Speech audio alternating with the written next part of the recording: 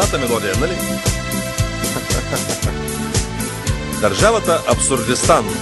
Случвало ли ви се някога да се докоснете до невероятните чудеси, които стават в тази държава? Не? Какво няма? Няма такава държава. Как няма? Ние абсурдистанците казваме и има. Какво не може да бъде? Може.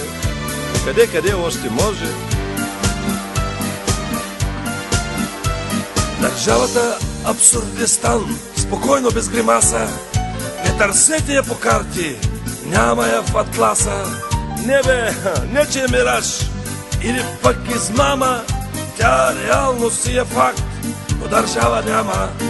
Всичко в Абсурдистан звучи невероятно. Ако пък не е абсурд, значи е обратно. Там от логика и мисъл няма и следа. Там на дато казват не, а на нето да. Държавата Абсурдистан, всичко става с клизма. Властва там абсурден строй, монархо-комунизма. Царят уж ги не е цар, а само фигурира, а пък племето в страни гледа му сира. И викам си, ей тъй на глас, поне да са имотни. Не бе, всички там са бедни, гладни и безработни. Нивите им, виж братле, станали ливади, а картофите им чакат земетресение да ги извади. Тъй е, щото по закон в абсурдната държава, който повече работи, по-малко получава. От памти века е така и абсурдистанци мързелуват, а за бач ще ги хванеш, таратанци. И тъй в мързел всеки ден, от понеделник до неделя, но пък дай им да крадат, тука нямат геля. Бъгано е с крадци и с хайдуци разни, но и тука пак абсурд, каучите им празни. Тъй е, щом в Абсурдистан хайдуци управляват, там дори за хайдут лук медали се раздават.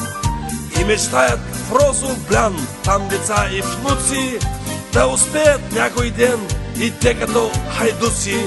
Абсурдистанските мъже са живи талибани, лягат, стават все с една мисъл, ха-ха-ха-ха. Но и тука пак абсурд, дори май прикаляват.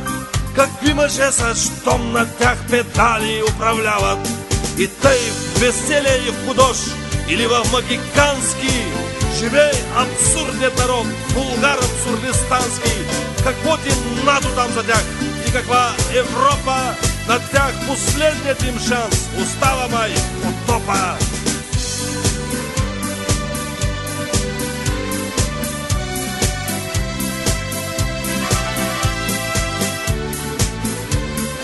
Моя страна, моя абсурдна България, моя абсурдна страна. Не мога повече, не издържам, ще избягам